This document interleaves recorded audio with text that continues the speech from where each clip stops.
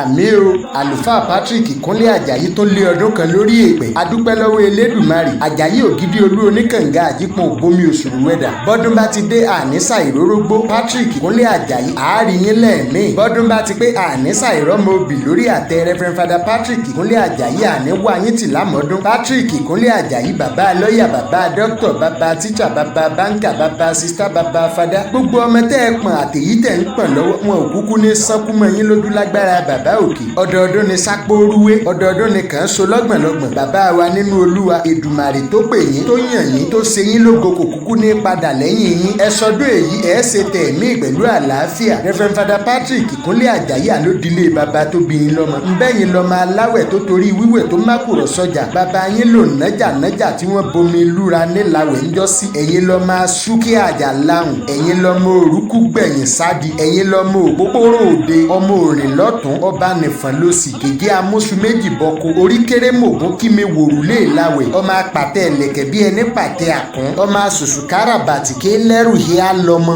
Ẹ̀yin lọ́mọ olódò àjèjì kò gbọ́dọ̀ wẹsẹ̀ níbẹ̀. Àjèjì wẹsẹ̀ níbẹ̀ á dẹni ẹbọra. Ọmọ atẹ̀kúta fọ́ yẹ̀gbẹ́yẹ̀gbẹ́. Ọmọ apàkúta sọ́nà kẹrù òbòde. Ọmọ apàkúta sọ́wọ́ gboyè lọ́wọ́ alákùn. Ẹ̀yin lọ́mọ olújùkú ìjùkú aró fọhùn. Ọmọ òṣòro ká ti koro sí mògún. Ọmọ olúmọlé òmúná sọdún. Ọmọ aláwẹ̀ kò torí wíwẹ̀ mákùrọ̀ sọjà. Princess Fọláṣadé ló pohùn pọ̀ pẹ̀lú àwọn tiyín láti máa sọ wípé ẹ̀ẹ́ní tí ẹ̀ẹ́ní sá a ò ní wá yín tì lágbára bàbá lókè.